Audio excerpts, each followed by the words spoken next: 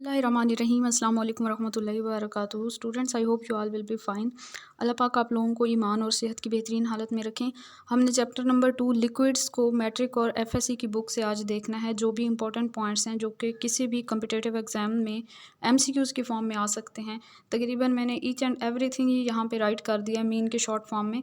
इतनी भी शॉर्ट नहीं है, लेकिन मेरी ये कोशिश होती है कि मैं वो चीज़ें ज़रूर मेंशन करूँ कि जिनका कॉन्सेप्ट हमें पता होना चाहिए और जिनके अकॉर्डिंग एमसीक्यूज़ जो है वो आ सकते हैं किसी भी पेपर में।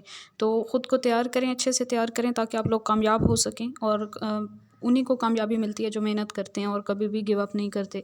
जी, तो स्टार्ट करते हैं। चैप्टर नंबर 2 लिक्विड्स, मैट्रिक और एफएससी दोनों बुक से मैंने इसको कवर किया है। फ़र्स्ट ऑफ़ ऑल जो नॉर्मल सिंपल सी बातें हैं जो कि आप लोगों को सबको पता है कि लिक्विड्स क्या होते हैं। लिक्विड का एक स्पेसिफिक वॉल्यूम होता है, लेकिन कोई ख़ास शेप नहीं होती। जिस भी हम बर्तन में लिक्विड को डालते हैं, लिक्विड जो है उसी की शेप अटेन कर लेते हैं। इसके अलावा वो सारी जो सिंपल सी बातें वो आप लोगों को पता है। यहाँ पे main point intramolecular forces and intermolecular forces की बात अगर हम करें, इंट्रा का मतलब होता है इन बिटवीन, मीन के किसी मॉलिक्यूल के अंदर एटम्स के दरमियान जो फोर्स होती है, जैसे कोवेलेंट बॉन्ड है, इसको हम इंट्रामॉलिक्यूलर फोर्स कहेंगे। और इंटरमॉलिक्यूलर फोर्स, इंटर मीन के दो मॉलिक्यूल्स के दरमियान, ठीक है। इंटरमॉलिक्यूलर मीन दो मॉलिक्यूल, जैसे HCl और HCl के दरमियान जो डॉटेड लाइन मैंने शो किया, ये इंटरमॉलिक्यूलर फोर्स है। और HCl के मॉलिक्यूल के अंदर हाइड्रोजन और क्लोरीन के दरमियान जो कोवेलेंट बॉन्ड है वो है जी इंट्रामॉलिक्यूलर फोर्स। अब यहाँ पे आप ऊपर देखें तो मैंने एक पॉइंट लिखा है कि HCl के मॉलिक्यूल में इंटरमॉलिक्यूलर फोर्सेस को तोड़ने के लिए जितनी एनर्जी रिक्वायर्ड होती है वो होती है 17 किलो जूल पर मोल। और जो एनर्जी इंट्रामॉलिक्यूलर फोर्स को ब्रेक करने के लिए चाहिए वो है 430 किलो जूल पर मोल। तो यहाँ से आपको आइडिया हो सकता है कि intramolecular force are much stronger than intermolecular forces. Next, intermolecular forces की टाइप्स देखें तो डिफरेंट टाइप की इंटरमॉलिक्यूलर फोर्सेस हो सकती हैं। Dipole forces, ion dipole forces, dipole induced dipole forces, या जिनको हम डिबाई फोर्सेस भी कहते हैं। और उसके बाद जी लंडन डिस्पर्शन फोर्सेस और हाइड्रोजन बॉन्डिंग। तो ये आपके पास डाइपोल, डिबाई फोर्सेस और dipole induced dipole forces, hydrogen bonding, ion dipole forces and London dispersion forces. Debye forces की एक एग्जांपल मैंने यहाँ पे लिखी है, oxygen dissolve in water due to Debye forces, या जिनको हम डाइपोल इंड्यूस्ड डाइपोल फोर्सेस कहते हैं। उसके बाद जी डाइपोल फोर्सेस जो होती हैं वो जस्ट 1% इफेक्टिव होती हैं as compare to covalent bond. Mean के कोवेलेंट बॉन्ड जो है वो डाइपोल फोर्सेस से 99% ज़्यादा स्ट्रॉन्ग होता है as compare to dipole forces.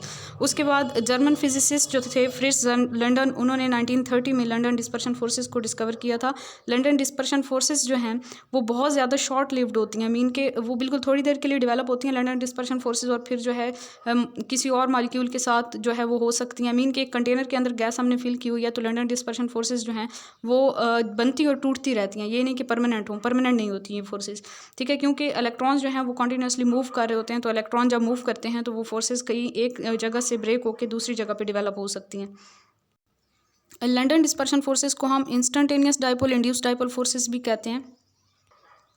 और ये हर तरह के मॉलिक्यूल्स में पाई जाती हैं, पोलर मॉलिक्यूल्स में भी और नॉन पोलर में भी। बेसिकली ये नॉन पोलर्स में ज़्यादा प्रोमिनेंट होती हैं। नॉन पोलर मीन के जो हमारे पास जैसे लाइक एटम्स जो बॉन्ड बनाते हैं, जैसे हम हाइड्रोजन का केस ले लें H2, इसके अलावा हीलियम की बात कर लें, मीन मोनोएटॉमिक गैसेज जो हमारे पास नोबल गैसेज हैं उन सब में यही लंडन डिस्पर्शन फोर्सेज जो हैं प्रोमिनेंट होती हैं। इसके अलावा हाइड्रोजन, ऑक्सीजन की बात कर लें, जहाँ पे इलेक्ट्रॉन डेंसिटी जो है वो हमारे पास इक्वल होती है, कहीं पे भी पोल्स नहीं बन रहे होते, तो वहाँ पे नॉन पोलर मॉलिक्यूल के अंदर लंडन डिस्पर्शन फोर्सेज जो हैं वो ऑपरेट करते हैं। लंडन डिस्पर्शन फोर्सेज के लिए मैंने एक टर्म यूज़ की, instantaneous dipole induced dipole forces भी हम इन्हें कहते हैं, क्योंकि यहाँ पे इलेक्ट्रॉनिक जो डेंसिटी होती है वो इवनली डिस्ट्रीब्यूट हुए होते हैं इलेक्ट्रॉन्स। तो एक ये अगर आपके पास मॉलिक्यूल है और एक दूसरा मॉलिक्यूल है, इसमें आप सपोज करें कि आपके पास जो इलेक्ट्रॉनिक क्लाउड है वो इवनली डिस्ट्रीब्यूट हुआ हुआ है, सेंटर में यहाँ पे न्यूक्लियस है और बाहर जो है यहाँ पे इलेक्ट्रॉन्स हैं। ये दो नॉन पोलर मॉलिक्यूल्स की मैंने एग्जाम्पल बताई है आप लोगों को, ऐसे मॉलिक्यूल्स जो जिनमें कहीं पे भी पोल्स नहीं बन रहे, जहाँ पे इलेक्ट्रॉन्स जो हैं वो इवनली डिस्ट्रीब्यूट हुए हैं। अब आप फर्ज करें कि ये मॉलिक्यूल जो है एक कंटेनर के अंदर मौजूद हैं और ये दोनों मॉलिक्यूल जब एक दूसरे के करीब आएंगे तो इन दोनों के इलेक्ट्रॉन्स एक दूसरे को रिपेल करेंगे, इन दोनों के न्यूक्लियाई भी एक दूसरे को रिपेल करेंगे, लेकिन एक के इलेक्ट्रॉन दूसरे के न्यूक्लियस को अट्रैक्ट करेंगे और दूसरे का न्यूक्लियस जो है दूसरे के इलेक्ट्रॉन्स को अट्रैक्ट करेगा। तो इस तरह जो है थोड़ी देर के लिए ऐसा होगा कि जैसे ये दो मॉलिक्यूल मूव करते हुए, क्योंकि गैसेस के मॉलिक्यूल कंटिन्यूसली जो है वो मूव कर रहे होते हैं, तो जैसे ही करीब आएंगे तो इन दोनों में ऐसा होगा कि अट्रैक्शन रिपल्शन की वजह से थोड़ी सी डिस्टॉर्शन हो जाएगी, इनकी शेप थोड़ी सी चेंज हो जाएगी। मीन के मॉलिक्यूल थोड़ी देर के लिए कुछ इस टाइप का हो जाएगा कि एक तरफ पॉजिटिव चार्ज और एक तरफ नेगेटिव चार्ज हो जाएगा, और इस तरह का जो एक डाइपोल बन जाएगा, इस डाइपोल को हम कहेंगे मीन के इलेक्ट्रॉन उसके एक तरफ जमा हो गए और न्यूक्लियस थोड़ा साइड पे हो गया, तो इस डाइपोल को हम कहते हैं इंस्टेंटेनियस डाइपोल, मीन के एक लम्हे के लिए बनने वाला डाइपोल। अब ये वाला डाइपोल जब किसी और मॉलिक्यूल के करीब जाएगा तो उस मॉलिक्यूल के इलेक्ट्रॉन को इसके इलेक्ट्रॉन जब रिपेल करेंगे तो दूसरा वाला जो डाइपोल है उसके इलेक्ट्रॉन, दूसरा वाला जो मॉलिक्यूल है उसके इलेक्ट्रॉन दूसरी तरफ चले जाएंगे, मीन के उसका न्यूक्लियस इधर आ जाएगा और इलेक्ट्रॉन दूसरे कोने पे चले जाएंगे। अब यहाँ पे आप लोग देखें तो इन दोनों के ऑपोजिट पोल्स एक दूसरे के आमने सामने आ गए, मीन के यहाँ पे ऐसा होगा कि इसका इलेक्ट्रॉनिक क्लाउड है और इसका न्यूक्लियस है, तो यहाँ पे इन दोनों के दरमियान फोर्स ऑफ अट्रैक्शन डेवलप हो जाएगी। ये जो न्यू डाइपोल बना है इसको हम कहेंगे इंड्यूस्ड डाइपोल, क्योंकि जो इंस्टेंटेनियस डाइपोल था उसने इसमें डाइपोलैरिटी को इंड्यूस्ड करवाया है, ठीक है, इंड्यूस करवाया है। तो इस तरह से इन दोनों के दरमियान एक थोड़ी देर के लिए, शॉर्ट टाइम के लिए जो है एक अट्रैक्शन डेवलप होगी, जिसे हम लंडन डिस्पर्शन फोर्सेस कहते हैं, या फिर हम कहते हैं instantaneous dipole induced dipole force. जी तो स्टूडेंट्स, ये थोड़ी देर के लिए बनने वाली फोर्सेज हैं, तो इसलिए ये इतनी ज़्यादा स्ट्रांग नहीं होती, कोवेलेंट बॉन्ड बहुत ज़्यादा स्ट्रांग होता है, लेकिन कुछ केसेस में ये बहुत ज़्यादा स्ट्रांग भी हो जाती हैं, क्योंकि ये फोर्सेज जिन फैक्टर्स पे इफेक्ट मीन के डिपेंड कर रही होती हैं, जिन फैक्टर्स के ऊपर, वो कौन कौन से फैक्टर्स हैं, पहले आप लोग वो फैक्टर्स देख लें। एक तो साइज़ ऑफ इलेक्ट्रॉनिक क्लाउड पर डिपेंड कर रही होती हैं, और दूसरा number of atoms in a non polar molecule.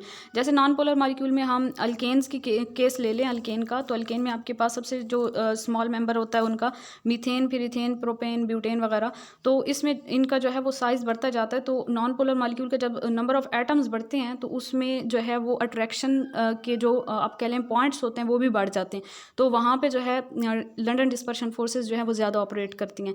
तो मीन के जितना बड़ा मॉलिक्यूल होगा नॉन पोलर, उसका इलेक्ट्रॉनिक क्लाउड भी उतना ही बड़ा होगा, उसमें नंबर ऑफ एटम्स भी उतने ही बड़े होंगे, और उसकी लंडन डिस्पर्शन फोर्सेस भी उतनी ही ज़्यादा स्ट्रांग होंगी, क्योंकि दोनों फैक्टर्स के साथ लंडन डिस्पर्शन फोर्सेस जो है उनका डायरेक्ट रिलेशन है। इसके अब मैंने एग्जाम्पल साइड पर लिखे है। ये जो फर्स्ट पॉइंट है हमारे पास कि लंडन डिस्पर्शन फोर्सेस जो हैं वो इलेक्ट्रॉनिक क्लाउड पे डिपेंड कर रही होती हैं, तो यहाँ पे इसकी एग्जांपल मैंने साइड पे लिखी है, जस्ट अ मिनट। यहाँ पे अब अगर आप लोग देखें तो एग्जांपल में मैंने नोबल गैसेस और हैलोजन की एग्जांपल दिया है कि नोबल गैसेस और हैलोजन की अगर हम बात करें तो ये दोनों ही नॉन पोलर मॉलिक्यूल्स होते हैं, मीन के नोबल गैसेस भी तमाम और हैलोजन्स भी तमाम। हैलोजन्स में बात करें तो ये F2 जैसे है, Cl2, Br2, I2, ये सारे नॉन पोलर है। Helium, neon, argon, krypton, xenon वगैरह ये भी नॉन पोलर हैं, ठीक है। डाउन द ग्रुप मूव करते हैं तो इनका साइज़ इंक्रीज़ करता है। जब साइज़ इंक्रीज़ करता है तो इनका इलेक्ट्रॉनिक क्लाउड भी बड़ा होता जाता है। इलेक्ट्रॉनिक क्लाउड बड़ा होने की वजह से डाउन द ग्रुप इनकी लंडन डिस्पर्शन फोर्सेज जो हैं वो स्ट्रॉन्ग होती जाती हैं, ठीक है। इसी वजह से बॉइलिंग पॉइंट जो है इनका इंक्रीज़ करता है डाउनवर्ड। ये बहुत अच्छे से आप लोगों ने बात याद रखनी है, ये एमसीक्यूज़ के पॉइंट से, एमसीक्यूज़ के पॉइंट ऑफ व्यू से बहुत ज़्यादा इंपॉर्टेंट पॉइंट है, ठीक है। उसके बाद जी सेकंड बात थी number of atoms in a non polar molecule. Non polar molecule में एटम की तादाद बढ़ती है तो फिर भी इनकी लंडन डिस्पर्शन फोर्सेज स्ट्रॉन्ग होती जाती हैं। अच्छा, एक तो मैंने बॉइलिंग पॉइंट की बात बताई, दूसरा आप अगर हेलोजेंस की बात करें ना, तो हेलोजेंस में जो फ्लोरीन है, जो फर्स्ट मेंबर है, ये गैसियस स्टेट में एग्जिस्ट करता है रूम टेम्परेचर पे, और आयोडीन जो है ये सॉलिड स्टेट में एग्जिस्ट करता है। बॉइलिंग पॉइंट के लिहाज से भी आप देख लें, वैसे फिजिकल स्टेट के लिहाज से भी देख लें, तो इसकी भी रीज़न यही है कि फ्लोरीन में जो है वो फोर्सेज वीक हैं और आयोडीन में बहुत ज़्यादा स्ट्रॉन्ग हैं, तो इस वजह से वो सॉलिड स्टेट में एग्जिस्ट करता है। उसके बाद जी एग्जाम्पल की बात करें, हाइड्रोकार्बन जो है सेकंड जो एग्जाम्पल है हमारे पास नंबर ऑफ एटम के लिहाज से, हाइड्रोकार्बन में हम देखें तो मैंने आपको कहा कि कार्बन 1 to कार्बन 4 जो है ये गैसियस स्टेट में एग्जिस्ट करते हैं। अल्केन की बात हम कर लें, carbon 5 to 10 liquid, and then isodecane जो है ये सॉलिड है, इनके हायर मेंबर जो है वो सॉलिड होते हैं। तो इसकी वजह क्या है, इनकी फिजिकल स्टेट क्यों चेंज हो रही है, क्योंकि जब मॉलिक्यूलर साइज स्मॉल है, मीन के नंबर ऑफ एटम्स कम हैं, तो उस वक्त लंडन डिस्पर्शन फोर्सेज जो हैं वो वीक हैं। इस वजह से फर्स्ट जो स्टार्टिंग वाले मेंबर हैं वो गैसियस स्टेट में एग्जिस्ट करते हैं, फिर लंडन डिस्पर्शन फोर्सेज थोड़ी सी स्ट्रॉन्ग होंगी तो वो लिक्विड स्टेट में, एंड देन मजीद स्ट्रॉन्ग हो जाती हैं, तो फिर जो है हायर मेंबर्स जो हैं जिनमें नंबर ऑफ एटम्स काफ़ी ज़्यादा होते हैं तो वो सॉलिड स्टेट में एग्जिस्ट करते हैं। उसके अलावा C2H6 का यहाँ पे बॉइलिंग पॉइंट बताया हुआ है -88.6 और C6H14 का बताया हुआ है 68.7। अब अगर आप देखें तो ये इथेन जो है इसका बॉइलिंग पॉइंट जो है वो माइनस में आ रहा है, जो हेक्सेन है उसका बॉइलिंग पॉइंट जो है वो 68.7 डिग्री सेल्सियस है। तो यहाँ से भी आपको आइडिया हो सकता है कि इथेन जो है उसका साइज़ स्मॉल है, तो उसमें लंडन डिस्पर्शन फोर्सेज जो हैं वो वीक हैं, इस वजह से उसका बॉइलिंग पॉइंट बहुत ज़्यादा कम है। और हेक्सेन की बात करें तो उसका साइज़ ज़्यादा है, उसमें नंबर ऑफ एटम ज़्यादा हैं, इस वजह से उसमें लंडन डिस्पर्शन फोर्सेज काफ़ी ज़्यादा स्ट्रॉन्ग होंगी, तो उसका बॉइलिंग पॉइंट भी काफ़ी ज़्यादा हाई है, 68.7 डिग्री सेंटीग्रेड कंपैरेटिवली। जी तो नेक्स्ट टॉपिक देखें, हाइड्रोजन बॉन्डिंग। हाइड्रोजन बॉन्डिंग को हम किस तरह डिफाइन करते हैं, electrostatic force of attraction between electronegative highly electronegative atom में आपके पास फ्लोरीन, ऑक्सीजन, नाइट्रोजन या कभी कभार जो है वो क्लोरीन एटम भी हो सकता है। And partial positive hydrogen atom, ठीक है। मीन के हमारे पास दो मॉलिक्यूल हैं, जैसे हम वाटर की एग्जांपल ले लें, ठीक है। वाटर में हम देखें तो वाटर में एक वाटर मॉलिक्यूल और फिर इसी तरह दूसरा वाटर मॉलिक्यूल होगा। तो होगा क्या कि वाटर में एक हाईली इलेक्ट्रोनेगेटिव एटम है, मीन के ऑक्सीजन एटम है, और फिर इसके अलावा ऑक्सीजन के साथ एक partial positively charge hydrogen atom भी मौजूद है। ऑक्सीजन पे पार्शियल पॉजिटिव चार्ज होगा, हाइड्रोजन पे partial negative, sorry just a minute, oxygen पे होगा जी पार्शियल नेगेटिव चार्ज, और यहाँ पे होगा पार्शियल पॉजिटिव चार्ज हाइड्रोजन पे, ठीक है। तो जस्ट अ मिनट मैं दोबारा से बता देती हूँ। वाटर के अगर आप एग्जांपल लें तो वाटर में जो है एक हाईली इलेक्ट्रोनेगेटिव एटम है, मीन के ऑक्सीजन है, और एक उसके साथ partial positively charge hydrogen atom है। अब यहाँ पे हम बात करते हैं तो ये इलेक्ट्रोनेगेटिव एटम है, तो इलेक्ट्रोनेगेटिविटी ज़्यादा होने की वजह से इलेक्ट्रॉन जो है वो ज़्यादा इसकी तरफ होंगे, इस वजह से इस पर पार्शियल नेगेटिव चार्ज होगा और हाइड्रोजन पे पार्शियल पॉजिटिव चार्ज होगा, ठीक है। तो हम हाइड्रोजन बॉन्डिंग को इस तरह से डिफाइन करते हैं कि ऐसे कंपाउंड्स जिनके स्ट्रक्चर में एक हाईली इलेक्ट्रोनेगेटिव एटम हो, और वो हाईली इलेक्ट्रोनेगेटिव एटम आपके पास ऑक्सीजन, फ्लोरीन या नाइट्रोजन में से कोई हो सकता है, या फिर कभी कभार क्लोरीन भी हो सकता है। और दूसरी शर्त ये है कि उस हाईली इलेक्ट्रोनेगेटिव एटम के साथ partial positively charge hydrogen atom भी कनेक्ट होना चाहिए। अब एक मॉलिक्यूल का वो इलेक्ट्रोनेगेटिव एटम और दूसरे मॉलिक्यूल का partial positively charge hydrogen atom, इनके दरमियान जो फोर्स ऑफ अट्रैक्शन डेवलप होती है, लेकिन यहाँ पे एक और बात याद रखनी है कि यहाँ पे लॉन पेयर भी इन्वॉल्व होता है, ठीक है। ऑक्सीजन के ऊपर जो दो लॉन पेयर प्रेजेंट होते हैं, यहाँ पे लॉन पेयर भी इन्वॉल्व हो जाता है, क्योंकि हाइड्रोजन का साइज बहुत ज़्यादा स्मॉल है और ऑक्सीजन काफ़ी ज़्यादा इलेक्ट्रोनेगेटिव है। मीन के ऑक्सीजन की इलेक्ट्रोनेगेटिविटी 3.5 होती है, तो ये जो बॉन्डेड इलेक्ट्रॉन पेयर है इसको ऑक्सीजन अपनी तरफ अट्रैक्ट कर लेता है ज़्यादा, जो है ये मीन के इलेक्ट्रोनेगेटिविटी ज़्यादा होने की वजह से बॉन्डेड इलेक्ट्रॉन ऑक्सीजन की तरफ ज़्यादा होते हैं, तो हाइड्रोजन से दूर हो जाते हैं। हाइड्रोजन का साइज स्मॉल होने की वजह से, पॉजिटिव चार्ज होने की वजह से हाइड्रोजन के पास इलेक्ट्रॉन की कमी हो जाती है। यहाँ पे एक जो है इलेक्ट्रिक फील्ड डेवलप हो जाती है, जिसकी वजह से साथ वाले मॉलिक्यूल का ऑक्सीजन जो है वो अपना लोन पेयर जो है इसके साथ शेयर कर लेता है, और इसी शेयरिंग में ये जो एक अट्रैक्शन डेवलप हो जाती है इसको हम हाइड्रोजन बॉन्डिंग कहते हैं, ठीक है। जैसे कोऑर्डिनेट कोवैलेंट बॉन्ड होता है ना, बिल्कुल उसी तरह की ये कुछ अट्रैक्शन होती है हाइड्रोजन बॉन्डिंग। तो अब हम देखें तो इसमें इंपॉर्टेंट पॉइंट ये है कि हाइड्रोजन एटम जो है वो बहुत ज़्यादा स्मॉल होता है और स्ट्रॉन्ग इलेक्ट्रिक फील्ड डेवलप करता है। कोऑर्डिनेट कोवैलेंट बॉन्ड की तरह का एक बॉन्ड डेवलप होता है यहाँ पे, जिसको हम हाइड्रोजन बॉन्ड कहते हैं। हाइड्रोजन बॉन्डिंग कौन से कंपाउंड्स में देखी गई है? अमोनिया में हाइड्रोजन फ्लोराइड, वाटर, CHCl3 और CH3 double bond CH3, mean के जो लोअर कीटोन्स हैं उनमें भी। और हाइड्रोजन फ्लोराइड में जिगजैग मैनर में हाइड्रोजन बॉन्डिंग बनती है। इसके अलावा जो HF है इसकी लो एसिडिक स्ट्रेंथ की वजह भी यही है, क्योंकि हाइड्रोजन फ्लोराइड में जिगजैग मैनर में जब आपके पास हाइड्रोजन बॉन्डिंग डेवलप होती है तो वहाँ पे हाइड्रोजन एटम जो हैं वो ट्रैप हो जाते हैं उस स्ट्रक्चर के अंदर। और कोई भी स्ट्रॉन्ग एसिड हम किस तरह डिफाइन कर सकते हैं? एसिड एक ऐसी स्पीशीज होती है जो कि अपना H पॉजिटिव आयन सोल्यूशन में दे दे। तो HF का स्ट्रक्चर ऐसा होता है कि उसमें हाइड्रोजन बॉन्डिंग जो है वो डेवलप होने की वजह से जो हाइड्रोजन है वो दो फ्लोरीन एटम के दरमियान जो है वो ट्रैप हो जाता है, वहाँ से उसके लिए निकलना थोड़ा सा मुश्किल हो जाता है। एक तो हाइड्रोजन एक तरफ से जो है वो हाइड्रोजन बॉन्डिंग के जरिए एक फ्लोरीन एटम के साथ अटैच होता है और दूसरे फ्लोरीन एटम के साथ कोवैलेंट बॉन्ड के जरिए अटैच होता है, तो यहाँ से हाइड्रोजन H पॉजिटिव आयन का निकलना मुश्किल होता है। तो HF की जो लो एसिडिक स्ट्रेंथ है वो भी हाइड्रोजन बॉन्डिंग की वजह से ही है। उसके बाद हमारे पास आ जाता है जी properties of compounds having hydrogen bonding. अब यहाँ पे मैंने ग्राफ बनाया है, ग्राफ के लिहाज से आप लोग देख लीजिएगा। अगर हम देखें तो वो वाले कंपाउंड जिनमें हाइड्रोजन बॉन्डिंग है या जिनमें स्ट्रॉन्ग इंटरमॉलिक्यूलर फोर्सेज हैं, वो उनकी जो प्रॉपर्टीज़ हैं वो थोड़ी डिफरेंट होंगी, और जिनमें वीक इंटरमॉलिक्यूलर फोर्सेज हैं उनकी डिफरेंट होंगी। किस तरह से कि अगर हम बॉइलिंग पॉइंट की ही बात कर लें तो बॉइलिंग पॉइंट जो है हाइड्राइड्स का बॉइलिंग पॉइंट अगर हम देखें तो CH4 जो है इसका बॉइलिंग पॉइंट सबसे कम होता है। मीन के फोर्थ ग्रुप की अगर हम बात करें, यहाँ पे CH4 का जो बॉइलिंग पॉइंट है, इस साइड पे आपके पास वाई एक्सिस पे बॉइलिंग पॉइंट लिखा हुआ है जहाँ पे पीरियड नंबर बताया हुआ है, तो CH4 का बॉइलिंग पॉइंट सबसे कम है, उससे ज़्यादा है NH3 का, उससे ज़्यादा HF का और सबसे ज़्यादा वाटर का है। तो इसकी रीज़न क्या है? वाटर में जो है वाटर का एक मालिक्यूल दो हाइड्रोजन बॉन्ड बनाता है, HF का एक मालिक्यूल जो है वो एक हाइड्रोजन बॉन्ड बनाता है। अमोनिया में भी हाइड्रोजन बॉन्डिंग होती है, लेकिन as compare to water and HF वहाँ पे NH3 के केस में हाइड्रोजन बॉन्डिंग थोड़ी सी वीक होती है। और CH4 जो है ये हाइड्रोजन बॉन्डिंग इसमें नहीं होती, ये एक नॉन पोलर मॉलिक्यूल है। वहाँ पे लंडन डिस्पर्शन फोर्सेज ऑपरेट करते हैं जो कि बहुत ज़्यादा वीक इंटरमॉलिक्यूलर फोर्सेज हैं, तो इस वजह से उसका बॉइलिंग पॉइंट जो है वो सबसे कम होता है। तो इस यहाँ पे जो इंपॉर्टेंट पॉइंट लिखे हुए हैं इनको आप लोग याद कीजिएगा अच्छे से कि सबसे कम बॉइलिंग पॉइंट CH4 का है, सबसे ज़्यादा वाटर का है, वाटर का सबसे ज़्यादा, HF का उससे कम, NH3 का उससे कम और CH4 का सबसे कम होता है। वाटर जो है वो लिक्विड स्टेट में एग्जिस्ट करता है, H2S एंड H2SE जो है ये गैसेज हैं। इसकी वजह भी यही है कि वाटर में स्ट्रॉन्ग हाइड्रोजन बॉन्डिंग है और उनकी जो है इंटरमॉलिक्यूलर फोर्सेज इतनी स्ट्रॉन्ग नहीं होती। वाटर की जो है हाइड्रोजन बॉन्डिंग वो HF से ज़्यादा स्ट्रॉन्ग है, तो इस वजह से वाटर का बॉइलिंग पॉइंट HF से ज़्यादा होता है। क्यों? क्योंकि फ्लोरीन जो है वो सिर्फ एक हाइड्रोजन बॉन्ड बनाता है पर मॉलिक्यूल, और ऑक्सीजन जो है वो दो हाइड्रोजन, मीन के वाटर जो है वो दो हाइड्रोजन बॉन्ड बनाता है पर मॉलिक्यूल। इसके अलावा ASH3 और HBr को कंपेयर करें तो ASH3 का जो है वो ज़्यादा है, HCl और PH3 को कंपेयर करें तो HCl का ज़्यादा है। ये जो है ये थोड़ी बॉर्डर लाइन केसेज हैं, इसको आप लोग ज़रूर अपने माइंड में रखिएगा, ये दोनों cases due to strength of intermolecular forces. HBr का ज़्यादा होता है HCl से पोलराइजेबिलिटी की वजह से। अब यहाँ पे जो है वो लंडन डिस्पर्शन फोर्सेज ऑपरेट कर जाती हैं, तो यहाँ पे पोलराइजेबिलिटी का फैक्टर आ जाता है। वैसे तो देखने में हमें ये लगेगा कि क्लोरीन की इलेक्ट्रॉन एक्टिविटी ज़्यादा है, तो उसकी जो है वो इंटरमॉलिक्यूलर फोर्सेज स्ट्रॉन्ग होनी चाहिए एज़ कम्पेयर टू ब्रोमीन। लेकिन यहाँ पे फिर साइज़ भी तो मैटर कर रहा है ना, अगर हम लंडन डिस्पर्शन फोर्सेज की बात करें, क्योंकि यहाँ पे साइज़ जो है वो ऑपरेट कर जाएगा, तो HBr जो है ब्रोमीन जो है उसका साइज़ ज़्यादा है, तो इस वजह से वहाँ पर पोलराइजेबिलिटी भी ज़्यादा होगी, जिसकी वजह से लंडन डिस्पर्शन फोर्सेज स्ट्रॉन्ग होंगी। तो HBr जो है उसका बॉइलिंग पॉइंट ज़्यादा होता है एज़ कम्पेयर टू HCl। उसके बाद जी नेक्स्ट बात करें हम सोलबिलिटी की, तो स्मॉल कार्बोक्सिलिक एसिड और अल्कोहल्स वगैरह जो हैं वो वाटर में सोलबल हैं, उसकी वजह भी हाइड्रोजन बॉन्डिंग है। आइस जो है वो वाटर के ऊपर फ्लोट करती है, उसकी वजह क्या है? उसकी वजह ये है कि जब वाटर को हम फ्रीज़र में रखते हैं और उसका टेम्परेचर कम होता जाता है, तो 4 डिग्री सेंटीग्रेड पे वाटर की डेंसिटी जो है वो मैक्सिमम हो जाती है। ये पॉइंट बहुत इंपॉर्टेंट है, याद रखिएगा कि 4 डिग्री सेंटीग्रेड पे वाटर की डेंसिटी जो है वो मैक्सिमम हो जाती है।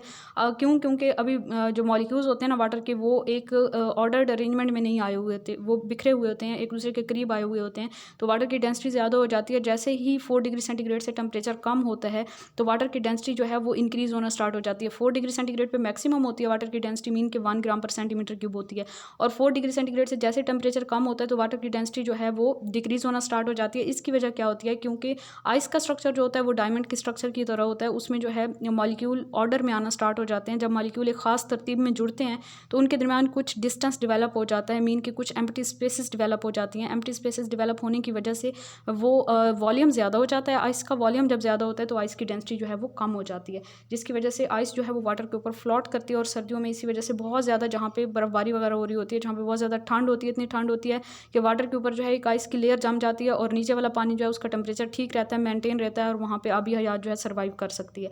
तो ये कुछ इंपॉर्टेंट पॉइंट थे हाइड्रोजन बॉन्डिंग और वाटर के लिहाज से। उसके बाद जी नेक्स्ट हम बात करें सोलबिलिटी की, हम बात कर रहे थे। सोलबिलिटी के बाद cleansing action of soaps and detergents की बात करें तो उनका जो सफाई वाला एक्शन है ये सोप वगैरह का, तो ये भी इसी वजह से होता है कि वो वाटर के साथ हाइड्रोजन बॉन्डिंग बना लेते हैं। उनके कुछ एक नॉन पोलर पार्ट होता है, एक पोलर पार्ट होता है। पोलर पार्ट जो है वो वाटर के साथ हाइड्रोजन बॉन्डिंग बनाते हैं, और नॉन पोलर पार्ट जो है वो जो भी दाग धब्बे, कोई चिकनाई वगैरह जो भी चीज़ लगी होती है उसके साथ उसका नॉन पोलर पार्ट जो है इंटरेक्ट करता है, और वाटर के साथ जब हम वॉश करते हैं तो वाटर के साथ चूँकि अट्रैक्शन स्ट्रॉन्ग होती है तो वो वाटर के साथ ही खींच के चले जाते हैं दाग धब्बे, और इस तरह से सफाई हो जाती है कपड़ों वगैरह से या किसी भी चीज़ से। उसके बाद जी नेक्स्ट हम बात करते हैं biological compounds and food material. Biological compounds का जो स्ट्रक्चर है वो भी हाइड्रोजन बॉन्डिंग की वजह से ही मेंटेन होता है। बायोलॉजिकल कंपाउंड में हम अमाइनो एसिड वगैरह की बात कर लें, DNA की बात कर लें, प्रोटीन वगैरह की बात कर लें।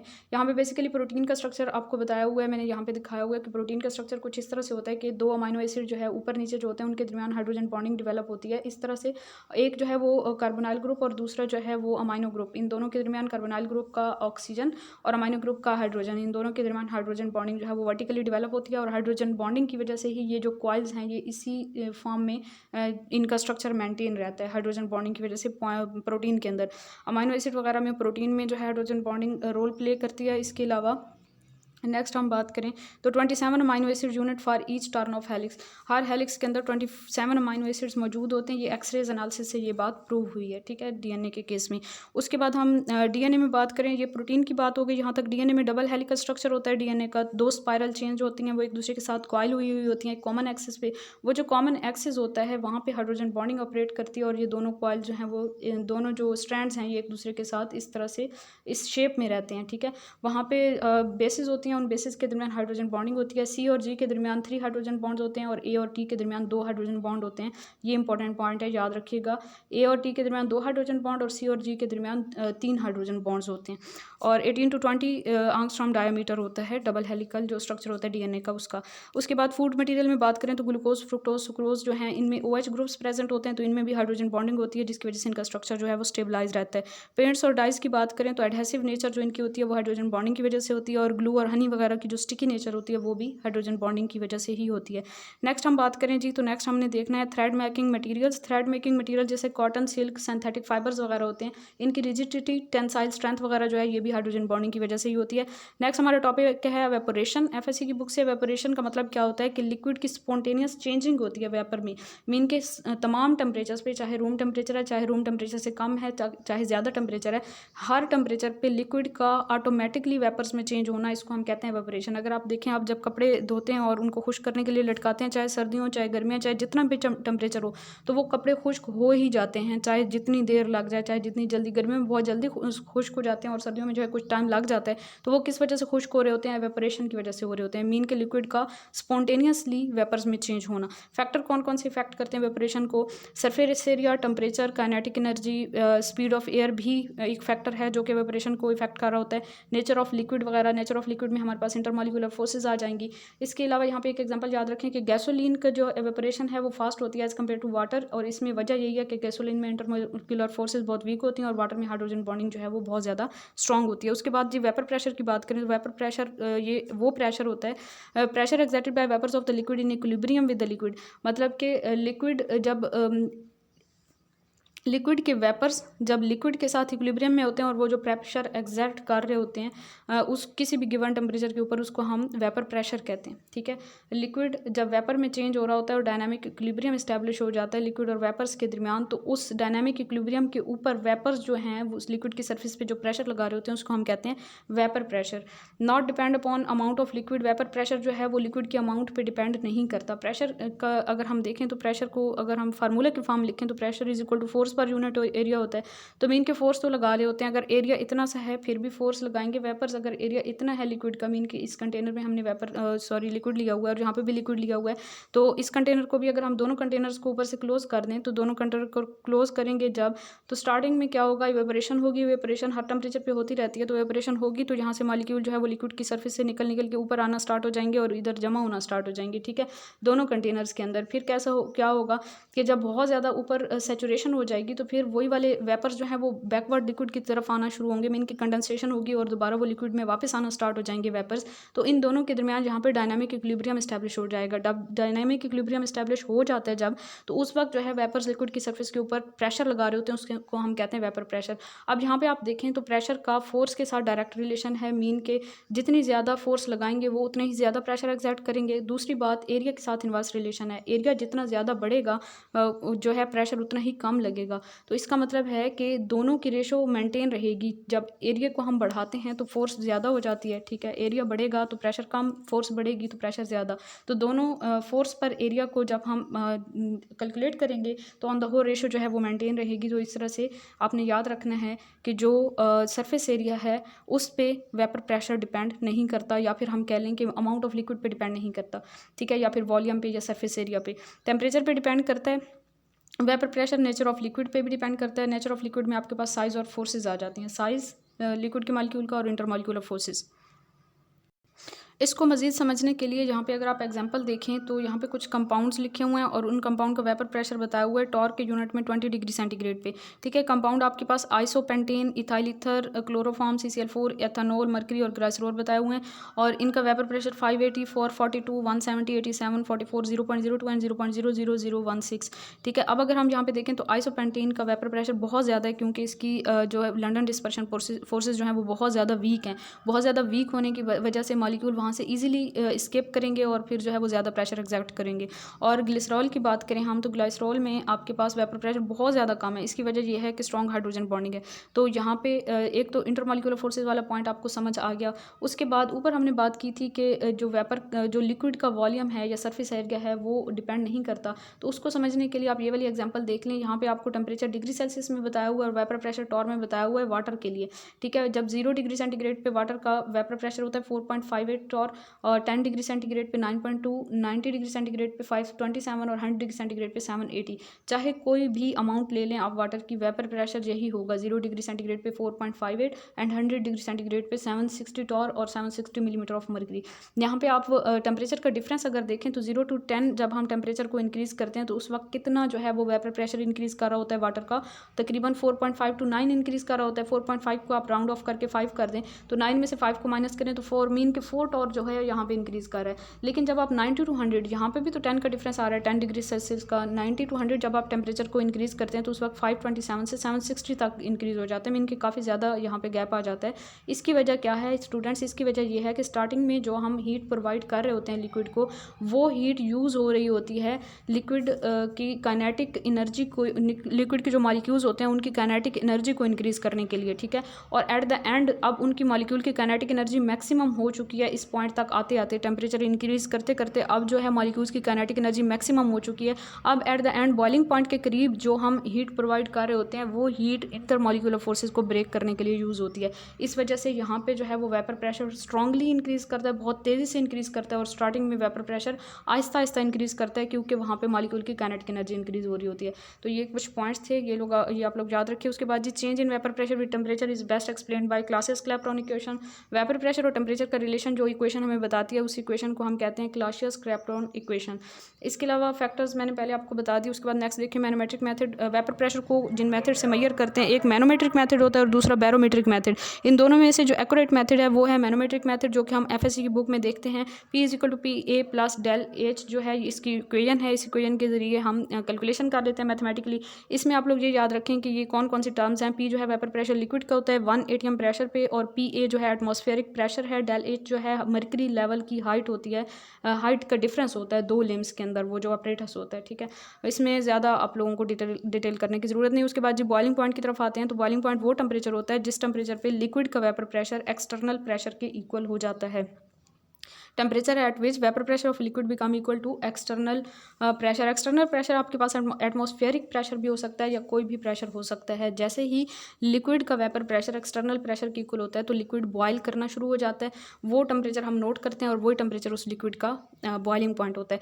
अ continuous bubble stream burst at boiling liquid surface. अच्छा, यहाँ पे जो है एक पॉइंट लिखा हुआ है कि जब कोई लिक्विड बॉयल कर रहा होता है तो उसमें से बबल जो है वो सरफेस पे आके फट रहे होते हैं, निकल रहे होते हैं अंदर से, लिक्विड के अंदर से निकल के आ रहे होते हैं और वो बुलबुले जो है सरफेस पे आके फट रहे होते हैं। तो ऐसा क्यों होता है? ऐसा इसलिए होता है कि bubbles in interior of liquid have more pressure than atmospheric pressure. इसकी वजह ये है कि जो लिक्विड के अंदर जो बबल्स होते हैं उनका प्रेशर बाहर के प्रेशर से ज़्यादा होता है। तो जैसे वो सरफेस पे आते हैं तो बाहर का प्रेशर चूँकि कम है और उनका ज़्यादा है तो इस वजह से वो बर्स्ट हो जाते हैं।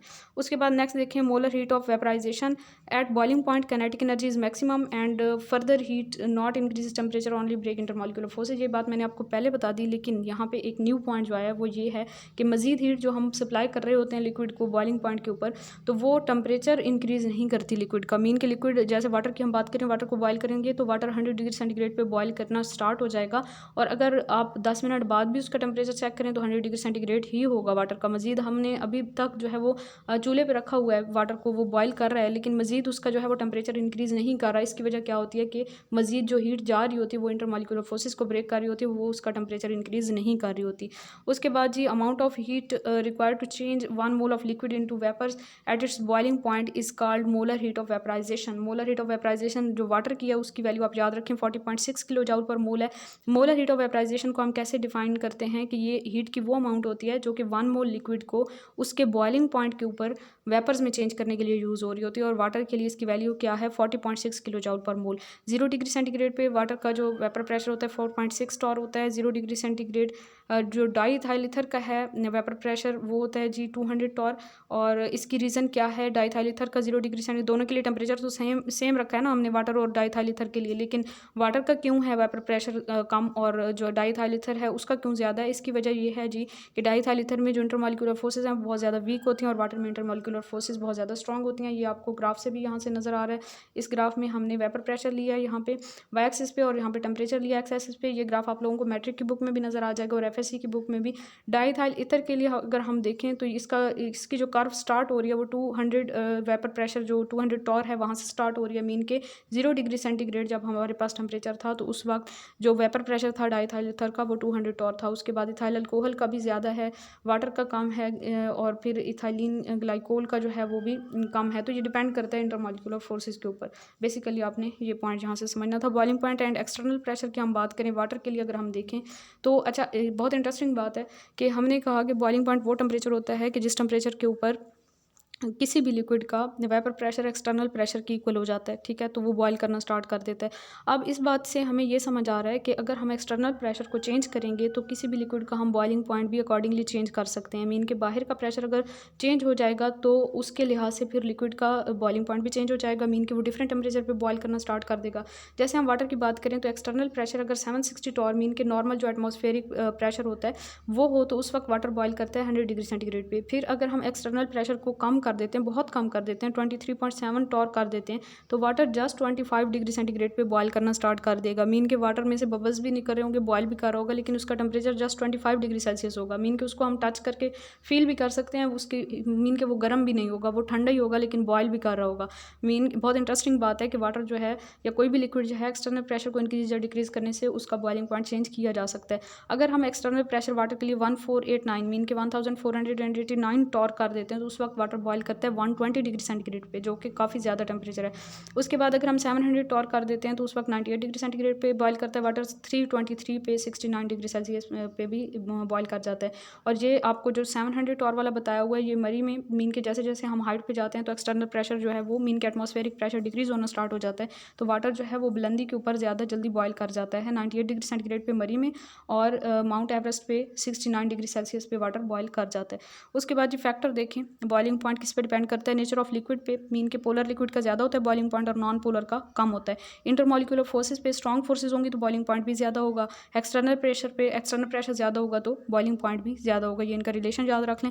उसके बाद प्रेशर कुकर में बात करें तो बॉइलिंग पॉइंट ऑफ लिक्विड या वाटर जो है वो इंक्रीज़ करता है देन नॉर्मल। मीन के 100 डिग्री सेंटीग्रेड से वाटर जो है वो ज़्यादा टेम्परेचर पे बॉयल करता है प्रेशर कुकर में। उसको डिज़ाइन इस तरह किया जाता है कि एक्सटर्नल प्रेशर उसमें जो है ऑटोमेटिकली ज़्यादा सेट कर दिया जाता है, तो vapours not escape so more pressure is developed. Mean के वो बिल्कुल क्लोज कंटेनर होता है तो वहाँ पे जो है एक्सटर्नल प्रेशर ज़्यादा होने की वजह से वाटर जो है वो 100 डिग्री सेंटीग्रेड से ज़्यादा टेम्परेचर पे बॉयल करना स्टार्ट कर देता है, क्योंकि वेपर्स वहाँ से निकल नहीं सकते एक्सटर्नल मीन के वो एक क्लोज कंटेनर में से, तो वो वहाँ पे ज़्यादा प्रेशर एक्सर्ट करते हैं। Under reduced pressure liquid boil at low temperature than original boiling point. अच्छा, वैक्यूम डिस्टिलेशन का यहाँ पे बेसिकली बताया हुआ है कि वैक्यूम डिस्टिलेशन का ऑपरेटस जो होता है उसके अंदर प्रेशर को डिक्रीज़ किया जाता है और वाटर जो है, वाटर नहीं मीन के कोई भी लिक्विड आप ले लें, वो अपने ओरिजिनल बॉइलिंग पॉइंट से जल्दी बॉयल कर जाता है, कम टेम्परेचर पे बॉयल कर जाता है। वैक्यूम पंप उसमें यूज़ किया जाता है वैक्यूम डिस्टिलेशन के ऑपरेटस में, और वैक्यूम पंप के थ्रू जो है डिस्टिलेशन ऑपरेटस में से एयर को बाहर निकाल दिया जाता है। और कुछ लिक्विड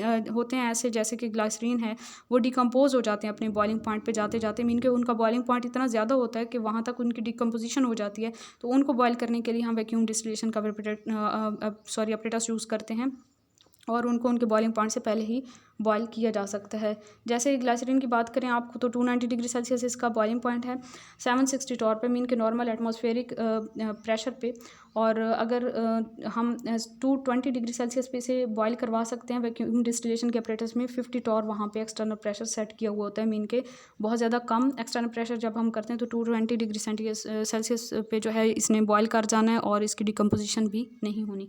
उसके बाद नेक्स्ट देखें, energetic of phase changes. Physical and chemical changes always occur due to energy changes.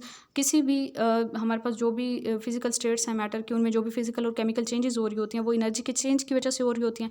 Physical या केमिकल चेंजेस जब कांस्टेंट प्रेशर पे चेंज होती हैं तो इसको हम कहते हैं इंथाल्पी चेंज, ठीक है। फिजिकल और केमिकल चेंजेस जब कांस्टेंट प्रेशर पे होती हैं तो उनको हम इंथाल्पी चेंज कहते हैं। मीन के फिजिकल और केमिकल चेंजेस का प्रोसेस जब भी होगा और वहाँ पे जो भी एनर्जी चेंज होगी, उस एनर्जी चेंज को अगर हम कांस्टेंट प्रेशर पे चेंज कर रहे हैं तो इंथाल्पी चेंज कहेंगे उस एनर्जी के चेंज को, ठीक है। Molar heat of fusion, molar heat of vaporization और मोलर हीट ऑफ सब्लिमेशन को अगर हम देखें तो ये जो मोलर हीट ऑफ जितनी भी मोलर हीट्स हैं ये हमें किसी भी लिक्विड की इंटरमॉलिक्यूलर फोर्सेस की स्ट्रेंथ के बारे में इंफॉर्मेशन देंगी, ठीक है। मोलर हीट ऑफ फ्यूजन की बात करें तो अब यहाँ से फ्यूजन से हमें हमें पता चल रहा है कि मेल्ट होना, ठीक है, एक मोल अगर हम सॉलिड लेते हैं और उसे हम हीट प्रोवाइड करते हैं उसके मेल्टिंग पॉइंट के ऊपर और उसे मेल्ट करके लिक्विड में चेंज कर देते हैं, तो उस वक्त जितनी हीट हमने प्रोवाइड की मेल्टिंग पॉइंट के ऊपर उसी को हम कहते हैं सॉलिड के लिए मोलर हीट ऑफ फ्यूजन, ठीक है, सॉलिड के लिक्विड में चेंज करने के लिए एट इट्स मेल्टिंग पॉइंट। ये बहुत इंपॉर्टेंट है, याद रखिएगा। और 1 मोल अगर हम लिक्विड लेते हैं और उसको उसके बॉइलिंग पॉइंट के ऊपर वेपर्स में चेंज करने के लिए जितनी हीट रिक्वायर्ड होती है उसको हम उसकी मोलर हीट ऑफ वेपराइजेशन कहेंगे। इसी तरह सॉलिड को डायरेक्टली गैस में चेंज करने के लिए 1 मोल सॉलिड का लें, उसे डायरेक्टली गैस में चेंज करने के लिए उसके सब्लिमेशन पॉइंट पे जितनी हीट रिक्वायर्ड होगी इसको हम मोलर हीट ऑफ सब्लिमेशन कहेंगे। अब यहाँ पे ये जो सारी हीट्स हैं अगर इनका हमें कंपैरिजन करना हो कि कौन सी हीट जो है वो ज़्यादा होगी, कौन सी हीट कम होगी, तो स्टूडेंट्स यहाँ पे आप लोगों ने याद रखना है कि जितना ज़्यादा इंटरमॉलिक्यूलर डिस्टेंस का डिफरेंस आएगा उतनी ज़्यादा हीट यूज़ होगी, ठीक है। मीन के जैसे हमने सॉलिड को डायरेक्टली गैस में चेंज करना है तो आपको पता है कि इंटरमॉलिक्यूलर डिस्टेंस सॉलिड में बहुत कम होता है, सॉलिड के मॉलिक्यूल बहुत ज़्यादा क्लोज होते हैं और गैस के मॉलिक्यूल बहुत ज़्यादा दूर हो जाते हैं, ठीक है, बहुत ज़्यादा दूर दूर होते हैं। तो जब हम सॉलिड को गैस में चेंज कर रहे हैं तो मॉलिक्यूल्स को बहुत ज़्यादा दूर करना है हमने, तो बहुत ज़्यादा दूर करने के लिए यहाँ पे बहुत ज़्यादा हीट की ज़रूरत होगी। हीट दे के ही मॉलिक्यूल की इंटरमॉलिक्यूलर फोर्सेस को ओवरकम करके उन्हें एक दूसरे से सेपरेट करना होगा ना, तो इस वजह से यहाँ पे हीट की बहुत ज़्यादा ज़रूरत होगी। मीन की मोलर हीट ऑफ सब्लिमेशन जो है उसकी वैल्यू सबसे ज़्यादा होती है। उसके बाद दूसरे नंबर पर हम देखें तो मोलर हीट ऑफ वेपराइजेशन की बात करें तो लिक्विड को हमने वेपर्स में चेंज करना है, मीन के लिक्विड को हमने गैस में चेंज करना है, तो यहाँ पे लिक्विड के मॉलिक्यूल थोड़े थोड़े एक दूसरे से दूर होते हैं, ठीक है, और गैस के मॉलिक्यूल बहुत ज़्यादा दूर होते हैं। तो यहाँ पे जितनी हमें हीट रिक्वायर्ड होगी वो as compare to this change mean के सब्लिमेशन के केस में, वेपराइजेशन के केस जो है उसमें कम होगी heat use as compare to sublimation, ठीक है। मीन के मोलर हीट ऑफ सब्लिमेशन जो है वो मोलर हीट ऑफ वेपराइजेशन से ज़्यादा है, यहाँ पे मैंने ये पॉइंट लिखा है। इसके अलावा molar heat of vaporization molar heat of fusion से ज़्यादा है, क्योंकि मोलर हीट ऑफ फ्यूजन में हमने सॉलिड को लिक्विड में चेंज करना होता है तो वहाँ पे जो है वो इतना ज़्यादा इंटरमॉलिक्यूलर डिस्टेंस का डिफरेंस नहीं आता और इंटरमॉलिक्यूलर फोर्सेस का भी, ठीक है। तो ये पॉइंट इंपॉर्टेंट थे। 1 एटमॉस्फेरिक प्रेशर पे ये हम करते हैं सारी चेंजेस और जो है ये एंडोथर्मिक प्रोसेसेस हैं सारे, फ्यूजन भी, वेपराइजेशन भी और सब्लिमेशन भी, तीनों एंडोथर्मिक प्रोसेसेस हैं। उसके बाद नेक्स्ट हम देखें, यहाँ पे एक पॉइंट लिखा हुआ है कि molar heat of vaporization of iodine is highest among halogens. ये डिपेंड क्यों इनकी सबसे ज़्यादा molar heat of vaporization iodine की सारे हैलोजेंस में, क्योंकि पोलराइजेबिलिटी सबसे ज़्यादा है, साइज बड़ा है, आयोडीन का मैक्सिमम है और लंडन डिस्पर्शन फोर्सेस इसमें सबसे ज़्यादा स्ट्रॉन्ग होंगी। Molar heat of vaporization of polar molecule is high, polar molecules की मोलर हीट ऑफ वेपराइजेशन ज़्यादा होती है as compare to non polar. Molar heat of vaporization of hexane is maximum than lower hydrocarbon. Lower hydrocarbon की निस्बत hexane जो है उसकी molar heat of vaporization जो है वो ज़्यादा है, क्योंकि उसका साइज ज़्यादा है, लंडन डिस्पर्शन फोर्सेस स्ट्रॉन्ग होंगी। Change of state and dynamic equilibrium है नेक्स्ट हमारा topic. Conversion of one physical state into other physical state is called change of state. Change of state को हम किस तरह डिफाइन करेंगे, एक फिजिकल स्टेट को दूसरी फिजिकल स्टेट में चेंज करने को हम चेंज ऑफ स्टेट कहते हैं। मीन के सॉलिड को लिक्विड में चेंज कर देना, सॉलिड को गैस में या गैस को जो है लिक्विड में चेंज करना, इस तरह जो है वाइस वर्सा, इसको हम चेंज ऑफ स्टेट कहते हैं। When to opposing changes occurring at same temperature same rate जब दो अपोजिंग चेंजेस जो हैं वो सेम रेट पे हो रही होती हैं तो उस वक्त हम कहते हैं डायनामिक इक्विलिब्रियम इस्टेब्लिश हो गया उन दोनों के दरमियान, ठीक है, सेम रेट पे। मीन के जितने जो है वो सॉलिड लिक्विड में चेंज हो रहा है उतना ही लिक्विड सॉलिड में, दोनों का रेट सेम है, ठीक है। और लिक्विड का गैशियस स्टेट में चेंज होने का रेट और गैशियस स्टेट का लिक्विड स्टेट में चेंज होने का रेट जो है वो अगर इक्वल है तो हम कहेंगे कि इन दोनों के दरमियान डायनामिक इक्विलिब्रियम इस्टेब्लिश है। आइस और वाटर के दरमियान, लिक्विड वाटर के दरमियान 0 डिग्री सेंटीग्रेड पे डायनामिक इक्विलिब्रियम होता है और लिक्विड वाटर और गैशियस वाटर के दरमियान 100 डिग्री सेंटीग्रेड पे डायनामिक इक्विलिब्रियम इस्टेब्लिश होता है। एग्जाम्पल देखें तो अगर हमारे पास एक वाटर हमने किसी भी बर्तन में लिया और उसके ऊपर जो है वो आइस भी फ्लोट कर रही है तो वहाँ पे वाटर की 3 फिजिकल स्टेट्स बेसिकली एग्जिस्ट कर रही होती हैं, एक सॉलिड वाटर मीन के आइस और दूसरा लिक्विड वाटर और तीसरा जो है उसके वेपर्स भी, क्योंकि वेपरेशन का प्रोसेस हर टाइम होता रहता है तो वहाँ से वाटर जो है वो स्केप भी कर रहा होगा। तो वाटर की तीनों फिजिकल स्टेट्स डायनामिक इक्विलिब्रियम में होती हैं जब भी हम वाटर के अंदर आइस को डालते हैं। तो वहाँ पे वाटर भी होता है लिक्विड स्टेट में, वाटर गैशियस स्टेट में भी होता है और आइस भी होती है, मीन के सॉलिड वाटर भी होता है। फिर है जी लिक्विड क्रिस्टल्स का topic. A phase having large rigid and linear molecules having some structure like solid and freedom of motion like liquid is called liquid crystal. Liquid crystal एक ऐसी फेज है मैटर की जिसमें जो है वो लार्ज रिजिड और लीनियर मॉलिक्यूल्स होते हैं, सम स्ट्रक्चर उसका सॉलिड से रिजेंबल करता है और कुछ जो है उसमें मोशन भी होती है लिक्विड्स की तरह की, ऐसे फेज को हम लिक्विड क्रिस्टल कहते हैं। 1888 में फ्रेडरिक रेनेट्जर ने, ऑस्ट्रियन बोटेनिस्ट थे, उन्होंने जो है वो लिक्विड क्रिस्टल को डिस्कवर किया था। वो कोलेस्ट्रॉल बेंजोएट पे काम कर रहे थे। कोलेस्ट्रॉल बेंजोएट बेंजोएट जो है एक ऑर्गेनिक कंपाउंड है। याद रखना है कि जिन्होंने डिस्कवर किया था मीन के जो रेनिट्जर थे उन्होंने किस पे काम किया था, कौन से ऑर्गेनिक कंपाउंड पे, कोलेस्ट्रॉइल बेंजोएट पे। और कोलेस्ट्रॉइल बेंजोएट को जब उन्होंने हीट किया था 145 डिग्री सेंटीग्रेड तक, मीन के जो मेल्टिंग पॉइंट है कोलेस्ट्रॉइल बेंजोएट का, उस वक्त जो है हीट उस टेम्परेचर तक हीट करने पर कोलेस्ट्रॉइल बेंजोएट जो है वो मिल्की लिक्विड में चेंज हुआ था। और मीन की जो लिक्विड स्टेट है, सॉरी लिक्विड क्रिस्टल की फेज़ जो है कोलेस्ट्रॉइल बेंजोएट की, उसके बाद मजीद जब हीट किया गया 179 डिग्री सेंटीग्रेड तक, तो वो क्लियर लिक्विड में चेंज हो गया। यहाँ से अब हमें ये बात समझ आई है कि कुछ ऐसे सॉलिड्स होते हैं कि उनको जब हम हीट करते हैं तो पहले वो एक टर्बिड या मिल्की लिक्विड में चेंज होते हैं और बाद में क्लियर लिक्विड में चेंज होते हैं, ठीक है। और दो टेम्परेचर के दरमियान जो है ये फिनोमेना हो रहा होता है। तो वो जो सेंटर वाली मिल्की फेज़ है उसको हम लिक्विड क्रिस्टल कहते हैं। और ये तमाम सॉलिड्स के लिए नहीं होता, कुछ सॉलिड जो हैं ये फेज़ शो करते हैं। जो इस फेज़ से पहले का टेम्परेचर होता है उसे हम मेल्टिंग टेम्परेचर कहते हैं, और इस फेज़ के बाद का जो टेम्परेचर होता है उसे हम क्लियरिंग टेम्परेचर कहते हैं। क्रिस्टलाइन सॉलिड ऑर्डर्ड अरेंजमेंट होती है क्रिस्टलाइन सॉलिड में। इसी को अगर हम कंपेयर करें ना, ऊपर वाली इक्वेशन को हम कंपेयर करें तो कोलेस्ट्रॉइल बेंजोएट की हम बात करें तो ये क्रिस्टलाइन सॉलिड है, इसमें ऑर्डर्ड अरेंजमेंट होगी। मेल्टिंग पॉइंट के बाद जो है ये क्लाउडी लिक्विड में चेंज होगा जो कि मीजोमॉर्फिक स्टेट है। और उसके बाद जो है क्लियरिंग टेम्परेचर के बाद ये क्लियर लिक्विड में चेंज हो जाएगा जिसमें मॉलिक्यूलर मोशन होती है। तो यहाँ से आप लोगों को लिक्विड क्रिस्टल का कंसेप्ट समझ में आया होगा। उसके बाद हमने देखना है nature of substances making liquid crystals. अच्छा, कैसे होते हैं वो सब्सटेंसेस जो कि लिक्विड क्रिस्टल बनाते हैं? आइसोट्रॉपिक होते हैं, इनमें रॉड लाइक मॉलिक्यूल्स होते हैं। और उसके बस इसमें यही बात याद रखनी है। नेक्स्ट हमारे पास है type of liquid crystal. Liquid crystal की 3 टाइप्स हैं according to their molecular structure, nematic, smectic and cholesteric, ठीक है। उसके बाद जी नेक्स्ट हम बात करते हैं properties of liquid crystal. Liquid crystal में फ्लूइडिटी होती है, viscosity, molecular freedom of motion होती है, ऑप्टिकल प्रॉपर्टीज शो करते हैं सॉलिड की तरह की, इनमें रिजिडिटी होती है, पैरेलल ऑर्डर्ड होता है इनके मॉलिक्यूल्स जो होते हैं, elongated rod like linear molecules होते हैं। Generally in mesomorphic state, mesomorphic mean के in between liquid and solid जो सेंट्रल स्टेट होती है, ठीक है। And in polar group that is cyano nitro alkoxy, इनके जो एंड्स होते हैं उनमें पोलर ग्रुप प्रेजेंट होते हैं। हैव डबल बॉन्ड ग्रुप, इनमें डबल बॉन्डेड ग्रुप भी होते हैं जैसे carbon carbon double bond, nitrogen nitrogen double bond. और इनमें कोई रोटेशन नहीं होती, रिजिड जो है इनका स्ट्रक्चर होता है। Have flat portion such as benzene and layered structure इनका होता है। लाइट डिफ्रैक्ट करते हैं तो टेम्परेचर की चेंजेस आती हैं इनमें। और distance between the layers of the molecule change, जैसे ही टेम्परेचर चेंज होता है तो इनके मॉलिक्यूल के दरमियान जो इनके मॉलिक्यूल के लेयर्स के दरमियान डिस्टेंस है वो भी चेंज होता है, जिसकी वजह से ये डिफरेंट कलर शो करते हैं डिफरेंट टेम्परेचर पे। और इसी वजह से जो है इन्हें टेम्परेचर सेंसर के तौर पे यूज़ किया जाता है। जो कोलेस्ट्रिक लिक्विड क्रिस्टल्स हैं उनको टेम्परेचर सेंसर के तौर पे यूज़ किया जाता है, ठीक है। To find point of potential failure in electrical circuit, इसी वजह से टेम्परेचर सेंसर के तौर पर यूज़ होते हैं। तो किसी भी इलेक्ट्रिकल सर्किट में पोटेंशियल फेलियर के पॉइंट को मेजर करने के लिए, फाइंड करने के लिए भी यूज़ किया जा सकता है इन्हें। और रूम टेम्परेचर के ऊपर रूम थर्मोमीटर्स के तौर पे यूज़ किया जाता है किसी भी रूम के टेम्परेचर को मेजर करने के लिए, क्योंकि ये कलर चेंज करते हैं डिफरेंट टेम्परेचर पे। स्किन थर्मोग्राफी में भी इन्हें यूज़ किया जाता है। मीन के बॉडी के अंदर वीन्स, आर्टरीज और कोई ब्लॉकेज वगैरह हो ब्लड की वे में, और ब्रेस्ट कैंसर वगैरह अर्ली स्टेजेस पे डिटेक्ट किया जा सकता है लिक्विड क्रिस्टल के थ्रू, क्योंकि इनका जो हमारे बॉडी के ऐसे पार्ट होते हैं मीन के वीन्स वगैरह, आर्टरीज वगैरह, तो वो उनका टेम्परेचर थोड़ा सा बाकी बॉडी के निस्बत ज़्यादा होता है। तो जैसे ही लिक्विड क्रिस्टल की एक लेयर को बॉडी के ऊपर पेंट किया जाता है तो ऐसी जगह जो है ऐसी जगह जहाँ पे कोई वीन्स हो, आर्टरीज हो, खुदा ना खास्ता ट्यूमर वगैरह हो, तो वहाँ पे जो है वो लिक्विड क्रिस्टल का कलर चेंज हो जाता है। इस टेक्निक को हम कहते हैं स्किन थर्मोग्राफी। उसके बाद जी डिस्प्ले ऑफ इलेक्ट्रिकल डिवाइसेस में यूज़ किए जाते हैं इन्हें। डिजिटल वॉचेस वगैरह भी हैं जैसे ऑसिलोग्राफी में, टीवी डिस्प्ले में, कैलकुलेटर्स, लैपटॉप्स वगैरह में temperature, pressure and magnetic field की वजह से, ठीक है, इनकी ये प्रॉपर्टीज़ होती हैं। Effect weak bond of liquid temperature, pressure और मैग्नेटिक फील्ड जो है वो इनकी लिक्विड क्रिस्टल के वीक बॉन्ड के ऊपर इफेक्ट डालते हैं। तो इस वजह से जो है इनको डिफरेंट डिवाइसेस में यूज़ किया जाता है। एज सॉल्वेंट यूज़ किया जाता है क्रोमेटोग्राफी में, मोबाइल फेस के तौर पे, एनएमआर स्पेक्ट्रोस्कोपी में यूज़ किया जाता है इन्हें। The compound dissolve in pneumatic liquid crystal give highly resolve nuclear magnetic resonance spectra.